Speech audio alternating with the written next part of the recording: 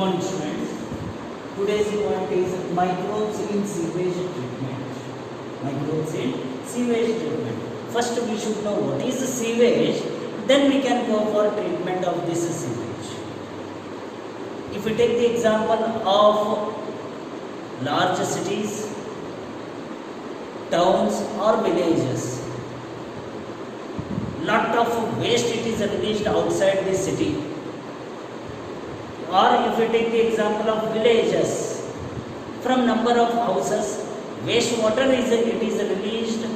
All this wastewater it is released into nearby water bodies. Whether that waste it is harmful to human body? Yes. Why? Means it contains a number of pathogens, and these pathogens they may cause diseases to the human being. These may affect the organisms present in water bodies. These may affect the organisms present in water bodies. So, large amount of waste is formed in cities and towns where that water it is released. Small villages means they are releasing into nearby water bodies. Large cities or big towns, they are releasing a large amount of wastewater, and these wastewater may affect the rivers or other water bodies present nearer to those cities and towns. Now exactly what is present in the sewage? So cities and towns they are releasing wastewater, and that wastewater we are calling it as sewage water. We are calling it as sewage water. Sewage water it contains a number of pathogens. Along with that human excreta it is also present in that sewage water. So number of pathogens are there. Human excreta, that means organic matter is there, inorganic matter is there. All these combinedly they may harm the number of living organisms present in water bodies. So all these sewage it is not directly added into the rivers and seas or rivers and other water bodies, but they are treated initially, and this treatment it is done by the use of microorganisms, and they will make that sewage waste less pollutant, and later on it is released into the water. So sewage water, more polluted water, and this polluted water it is affecting humans as well as all living creatures present in the water body. So more polluted water it is converted into less polluted water, and later on it is added into the rivers or nearby natural water bodies. So treating of the sewage water it is called as sewage treatment. It is called as a sewage treatment, and the plants where this treatment of the water occurs, that's why it is called as STP, that is sewage treatment plants. Sewage treatment plants, and main function of the sewage treatment plant is to reduce the pollutant condition of the water. So to make less polluted water, and this is done by using microorganisms, and especially there is use of heterotrophic microbes, and these heterotrophic microbes they are naturally present in water. They are naturally present in water. Now how we are going for treatment of the wastewater? So sewage water it is treated in 2 steps. We are taking example of the sewage water, gallons of sewage water which is released by cities and towns. So it is treated in 2 steps, primary treatment and secondary treatment. So sewage water treatment it is done in 2 steps. First step it is called as primary treatment, and second step it is called as secondary treatment. So primary treatment either it is done with the help of filtration or sedimentation. That means primary treatment it is done in 2 steps, that is filtration and sedimentation. So here I have given the diagrammatic representation how there is a treatment of sewage waste occurs. How there is treatment of sewage waste. So what is the first step? Primary treatment, filtration and sedimentation. Now take the example, canals are moving, so or the wastewater which is moving nearer to our house, it contains not only organic matter, there is a presence of bricks, there is a presence of plastic bottles, there is a presence of cloth, everything whatever which is released from our house, it is added into that waste. So there are presence of solid particles, there are presence of organic, inorganic, sand is there, slit is there, everything it is present in sewage. So first our main intention is to remove the solid particles from sewage waste, and that removal of solid waste material from the water, it is called as primary treatment. It is called as primary treatment. So primary treatment, it may be done by filtration or sedimentation. Filtration means whatever the floating debris are there, whatever the floating debris are there, removal of that floating debris, it is called as primary treatment. Now here, this is the way or this is the movement of the sewage waste. Now in this sewage waste, whatever the waste material is there, which type of waste material? Floating debris, that is cloth is there, bricks are there, or plastic bottles are there, papers are there, anything. So which is flowing, it is removed with the help of filtration. Filtration means here we are using mesh-like structures, and these mesh-like structures, they are responsible for blocking the movement of solid substances, blocking the movement of solid plus floating debris, solid plus floating debris. So this is the first step which we are calling it as filtration. It is nothing but filtration. Second, it is nothing but sedimentation. Second one, it is nothing but sedimentation. Whatever soil and small pebbles are present, so from this mesh-like structure, small particles, they move forward along with water, and these are carried into a large tank which we are calling it as primary settling tank. It is called as primary settling tank.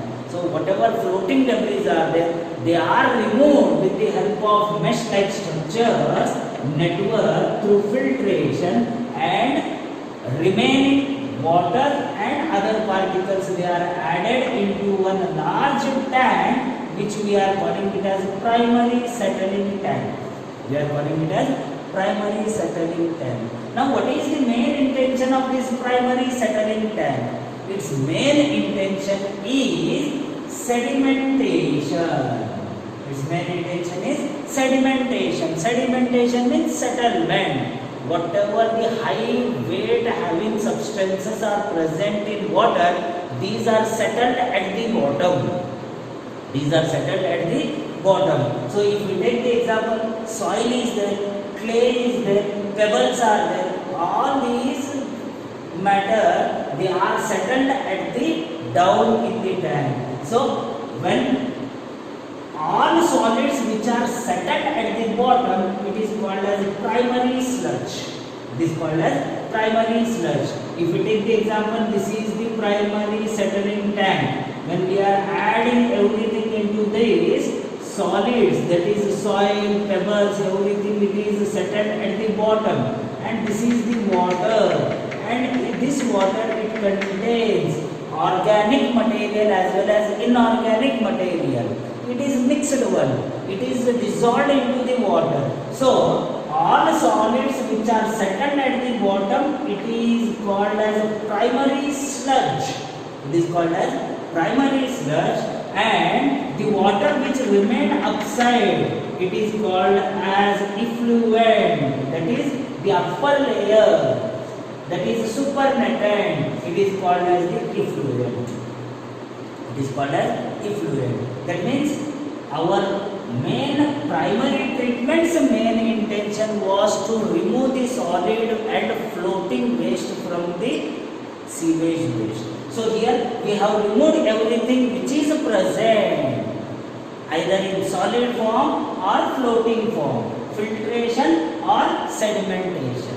Clear? Now here whatever upside is there, it is called as effluent. Downside it is present, it is nothing but primary sludge which is settled at the bottom. Now we are going for secondary treatment. So this secondary treatment, it is also called as biological treatment. It is also called as biological. Why it is called as biological treatment? Because here there is use of microbes to remove the waste from the water.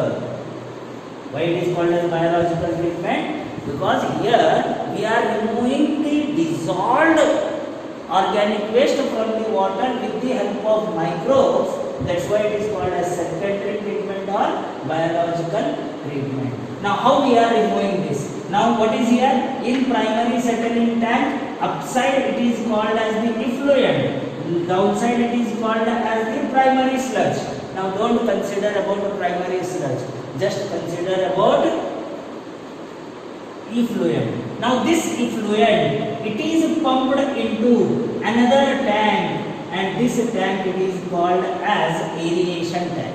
It is called as aeration tank. That means in this primary settling tank, whatever it is flowing, whatever the liquid is there, it is pumped and it is carried to next type of the tank called as aeration tank. So whatever amount of water we are getting, it is added into that aeration tank, and in this aeration tank, it is continuously agitated. It is mechanically agitated and continuous. There is supply of oxygen, that is pumping it is done. Air is pumped inside. So what will happen? Whatever the microorganisms are present in water, whatever the microorganisms are present in effluent, so these microorganisms, they start utilizing the organic matter present inside the waste water and they start growing. They start growing. So here aeration tank. So this is the first tank of the secondary treatment. What we have done? So whatever effluent we are getting, it is added into aeration tank, and continuously we have provided air and we have provided agitation. We have provided mechanical agitation. So what will happen when we are providing oxygen and continuously making that water to flow? It helps in growth of the microorganism. Aerobic microorganisms will grow. As aerobic microorganisms will grow, what will happen? So as aerobic microorganisms are growing, there is a formation of flux. There is a formation of flux. What are flux? What are flux? Flux, it is nothing but masses of bacteria and fungi associated with each other, to form mesh-like structure. So continuous agitation and continuous aeration when we are doing, microorganisms already they get nutrients from the organic waste present in the water. So they start growing. So fungi, bacteria, they grow, and as they are growing, they form mesh-like structure. So this mesh-like structure which is formed, it is called as a flux. So when more and more microorganisms are growing, what will happen? Organic matter present inside the air, it decreases. Organic matter present in air, it decreases. That means initially, effluent which we transferred to the aeration tank, it was having more BOD. So here more BOD was there. But as growth of the microorganism occurred, so it is responsible for reducing BOD.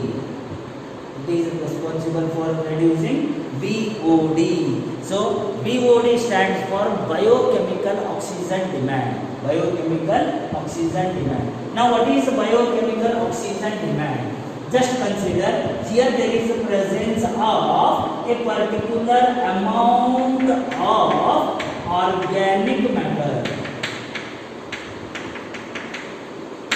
Here there is presence of particular amount of organic matter. Just consider 1 kg of organic matter is there. Now this organic matter from water. So this organic matter where it is present? It is present in water. So to remove this 1 kg of organic matter from the water, what we are using? We are using microbes. We are using microbes. Which type of microbes? Heterotrophic microbes. So these heterotrophic microbes, they absorb organic matter. How? By use of oxygen. They require oxygen for their growth. So what amount of oxygen they require to remove 1 kg of organic matter from water? It is called as biochemical oxygen demand. It is called as biochemical oxygen demand. That means how much amount of oxygen it is required to remove organic matter from 1 liter of water. It is called as BOD, that is biochemical oxygen demand. Biochemical oxygen demand. So more organic matter is there, more BOD will be there. Less organic matter is there, less BOD will be there. Or more organic matter is there, more oxygen is required to remove that organic matter. Less organic matter is there, less oxygen is required. So that's why it is called as biochemical oxygen demand. So what is the definition of biochemical oxygen demand? Amount of oxygen consumed if all organic matter in 1 liter of water were oxidized by bacteria. So in 1 liter of water, whatever amount of organic matter is there, to remove that, what amount of oxygen that bacteria is taking or utilizing, it is called as BOD. Clear? So more waste, more organic waste is there, more time requires, more oxygen requires. Clear? So primary settling tank, through this what we are transferring? We are transferring effluent. Primary settling tank, effluent is there. For that more BOD is there. But when we add, when we agitate, when we provide when we provide oxygen, so in this aeration tank, BOD reduces. BOD reduces. As BOD reduces, what will increase more? There is increase in flux. There is increase in flux. What are flux? Mesh-like structure formed due to growth of bacteria and fungi. That means more microorganisms will be there. More microorganisms will be there. Lateral. What we are doing? From this aeration tank, this effluent which is formed, that means the flux which are formed. So these flux, they are transferred to the next tank called as settling tank. So total mixture. Here whatever it is there, water is there, bacteria is there, inorganic element is there, total mixture it is added into settling tank. So this is the second settling tank which is used in secondary treatment. Okay. So here settling tank, what is settled? Here total microorganisms which form mesh-like structure, their weight increases. All these, they are settled at the bottom. They are settled at the bottom. Microorganisms here same. So this is the second settling tank. When we add bacteria, fungi, all these they are settled at the bottom. What is remained here? Here there is remaining of only water. Here it is nothing but bacteria and fungi. Bacteria and fungi. After settlement, this bacteria and fungi which are present, so these are called as activated sludge. Now these bacteria and fungi which are settled at the bottom, it is called as activated sludge. Now this activated sludge from this settling tank, it is added into next tank called as anaerobic sludge digester. what we are calling anaerobic sludge digester. Okay, so total activated sludge means bacteria and fungi which are settled at the bottom. Bacteria and fungi which are settled at the bottom, it is called as activated sludge. So this activated sludge removed from the tank and it is added into anaerobic sludge digester. Small amount of this activated sludge, again it is transferred back to aeration tank or settling tank for again initiating the same process. Clear? Now activated sludge, now it is added into anaerobic sludge digester. Now here you should know meaning of this.